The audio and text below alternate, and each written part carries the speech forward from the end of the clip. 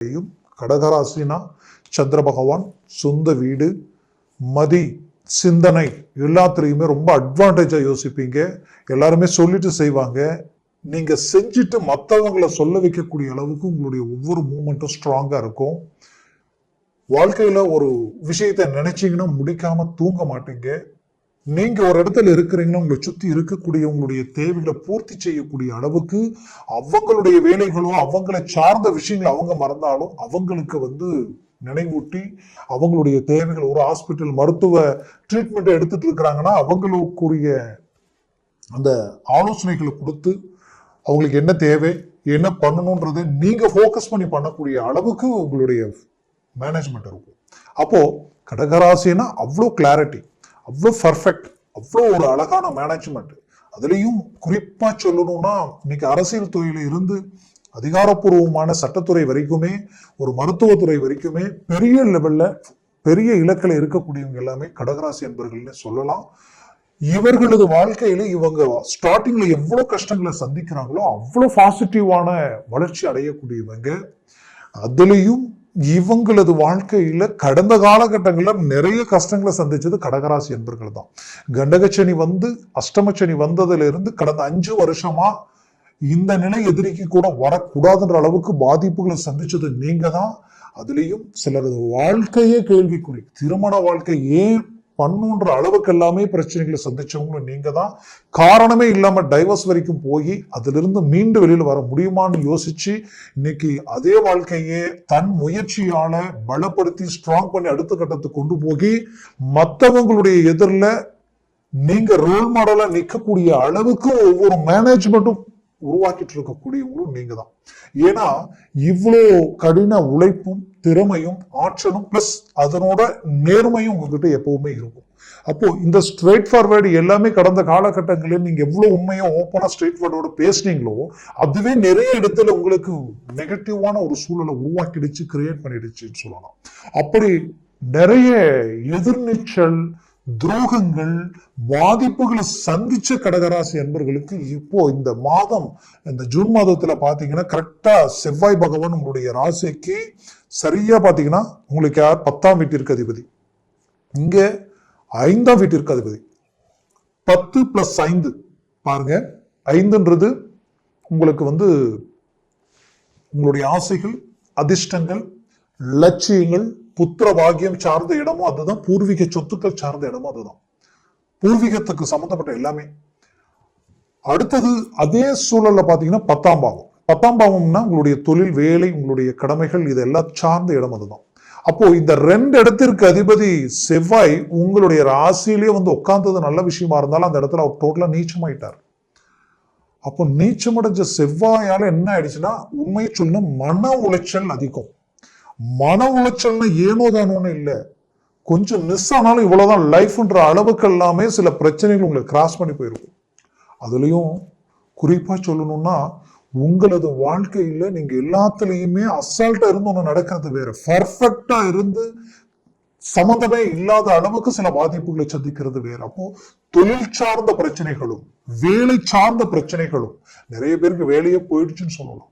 நிறைய பேர் வேலை இழந்து தன் வாழ்வாதாரத்தை பாதிக்கப்படக்கூடிய நிலைமையிலிருந்து மீண்டும் ஒரு வேலையை அடைஞ்சு நாம அடுத்த கட்டத்துக்கு போகணுமென்ற ஒரு பயம், பதட்டத்தை எல்லாத்தையும் சந்திச்சுட்டீங்க. தொழில்ல இந்த வரலாறு காணாத வீழ்ச்சிகளை எப்பவுமே சந்திக்கவும் கூடாதுன்ற அளவுக்கு அனுபவம் கிடைச்சிருக்கும். இந்த அனுபவம் உங்க வாழ்க்கையில் அடுத்தடுத்த காலகட்டங்களுக்கு கிடைக்கக்கூடிய ஒரு மாபெரும் ஊன்றுகோலா உங்களுக்கு இருக்க போகுது. இந்த ஊன்றுகோல் தான் உங்க லைஃப்ல பெரிய இலக்கை நீங்க அடையக்கூடிய அருமையான ஒரு பவர்ஃபுல்லான ஒரு விஷயமா உங்களுக்கு திகழ போகுது.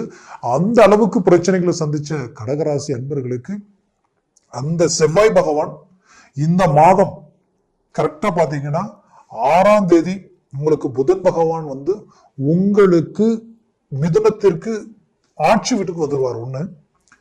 அதே செவ்வாய் பகவான் அப்படியே 7ஆம் தேதியே பாத்தீங்கன்னா நீச்சம் பெற்ற செவ்வாய் 10ஆம் வீட்டிற்கு அதிபதியும் 5ஆம் வீட்டிற்கு அதிபதியும் அழகா அப்படியே உங்களுக்கு சிம்மத்திற்கு உட்காந்துருவாங்க தனஸ்தானத்துல.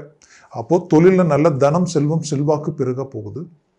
அடுத்தது பஞ்சமஸ்தானத்துல இருக்கக்கூடிய அந்த விஷயங்கள் எல்லாமே உங்களுக்கு கை கொடுக்க போகுது. எப்படின்னா அதிர்ஷ்டங்களும் உங்களுடைய ஆசைகள் பூர்த்தி செய்யக்கூடிய நிலைகளும், அதுலேயும் உங்களுக்கு லட்சியங்கள் கைகூடி வரக்கூடிய கால அமைவுகளா இது இருக்க போகுது. ஏன்னா குரு பகவான் உங்களுக்கு 12ஆம் பாவத்தில் ஒரு புறம் இருந்தாலும் சனி பகவான் இங்க பெயர்ச்சியை 9ஆம் வீட்டிற்கு வந்துட்டார் இல்லையா, அது உங்களுக்கு ஒரு பாசிட்டிவ்.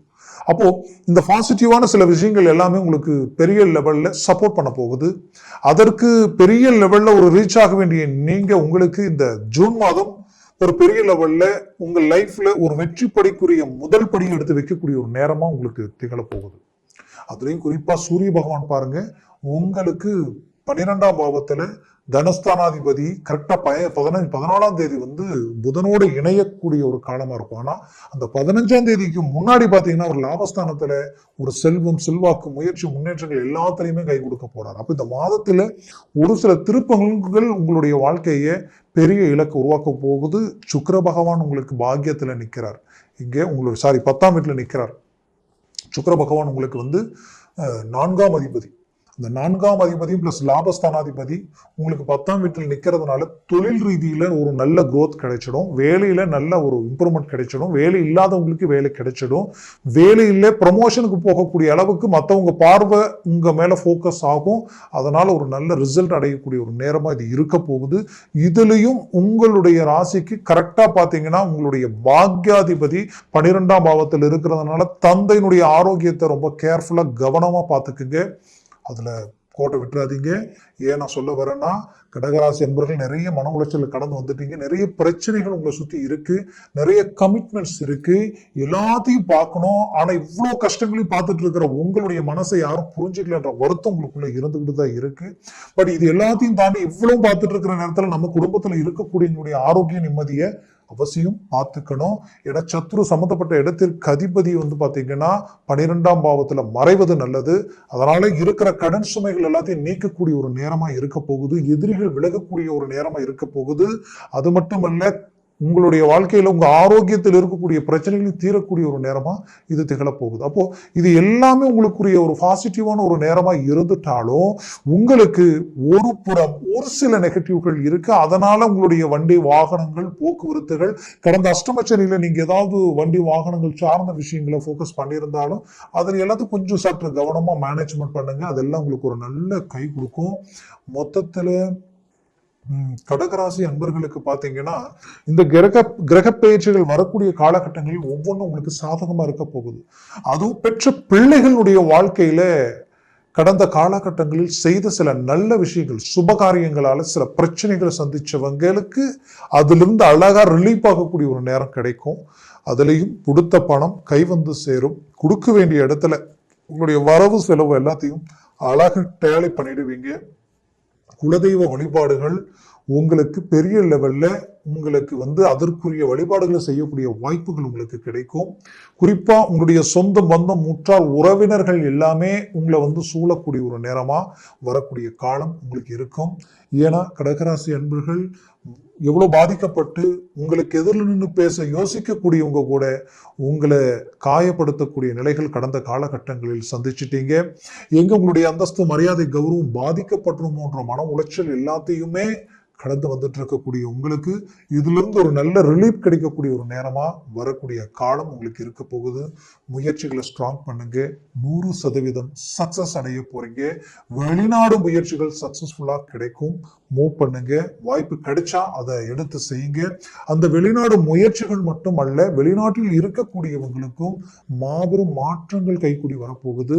அந்த மாற்றங்களால இருக்கக்கூடிய பிரச்சனைகள் எல்லாமே சரியாகி ஒரு நல்ல நிலையில அமர்ந்து ஒரு நல்ல இலக்க நோக்கி பயணம் பண்ணக்கூடிய அளவுக்கு ஒரு நல்ல மேனேஜ்மெண்ட் உங்களுக்கு கிடைக்கும். மொத்தத்துல இந்த காலகட்டங்களில் உங்களுக்கு மாபெரும் வளர்ச்சிக்குரிய ஒரு காலமா இது மாறும். பெரிய லெவல்ல ஒரு சக்சஸ்ஃபுல் நீங்க உருவாக்க போறீங்க. பூமி, வீடு சார்ந்த விஷயங்கள் உங்களுக்கு கை கொடுக்கும். அதற்குரிய வழிகளும் பிறக்கும். கம்பல்சரி கரையும் பண்ணிடுவீங்க. இல்லைன்னா வீடாவது வாங்கக்கூடிய வாய்ப்புகள் கிடைச்சிடும். அதுலேயும் உங்களது வாழ்க்கையில் குடும்பத்தில் சுபகாரியங்கள் நடக்குங்க. திருமண முயற்சிகள் தடப்பட்டு வருத்தப்பட்ட நீங்க மீண்டும் அந்த அஷ்டமச்சனிகளை நடந்த சில பாதிப்புகளால சிலருக்கெல்லாம் மனவர வரைக்கும் போய் கூட அந்த கல்யாணம் நின்று வந்தவங்களும் இருப்பீங்க. இன்னைக்கு திருமணம் ஆகாமலே இருந்துட்டு இருந்தா பிரச்சனை இல்லைன்ற அளவுக்கு திருமணம் டைவர்ஸ் வரைக்கும் போகக்கூடிய நிலைமைகளும் இருக்கும். இது எல்லாத்தையும் சரி பண்ணக்கூடிய ஒரு நேரம். சிலருக்கு அழகா அருமையான லைஃப் அமையும். அந்த வாழ்க்கை அருமையா கைகூடி வரக்கூடிய சுபகாரியம் திருமணம் நடக்கிற ஒரு நேரமா இது இருக்க போகுது. அதுலயும் குறிப்பா சொல்லணும்னா உங்களது குடும்பத்தில் உங்களோட பிறந்தவங்க சகோதர சகோதரிகள் திருமணம் ஆகாதவங்களுக்கு கைகூடி வரும். மொத்தத்துல இந்த காலகட்டங்கள் எல்லாமே உங்களுக்குரிய ஒரு காலமா இருக்கும்.